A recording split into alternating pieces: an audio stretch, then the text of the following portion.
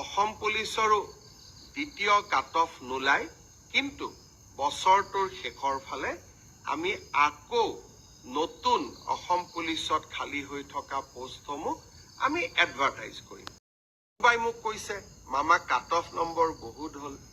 Cut off নম্বৰটো চৰকাৰে নিয়ন্ত্ৰণ নকৰে। যদি 3000 পোষ্ট থাকে, আমি 2জন কৰি বা 3জন কৰি উত্তীৰ্ণ প্ৰাৰ্থীক মাতো। 3000 পূৰণ 2, 3000 পূৰণ 3, 9000। মেৰিট মতে 9000 নম্বৰটো আহি যোৱাৰ লগে লগে 9000 নম্বৰ লাভ কৰা ব্যক্তিজনৰ যিটো নম্বৰ, সেইটোৱে কাট অফলৈকে ৰূপান্তৰিত হয়। কাট অফ কোনেও বনাই নিদিয়ে। কাট অফ ছাত্ৰ ছাত্ৰীসকলৰ পৰীক্ষাৰ ফলাফলে নিৰ্ণয় কৰে।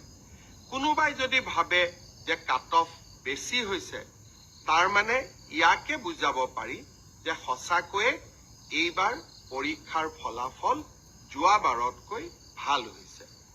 অসম পুলিচৰো দ্বিতীয় কাট অফ নোলায়, কিন্তু বছৰটোৰ শেষৰ ফালে আমি আকৌ নতুন অসম পুলিচত খালী হৈ থকা পোষ্টসমূহ আমি এডভাৰটাইজ কৰিম। কোনোবাই যদি পোৱা নাই, হতাশ হ'ব নালাগে, দৌৰৰ প্ৰেক্টিচ অব্যাহত ৰাখিব লাগে।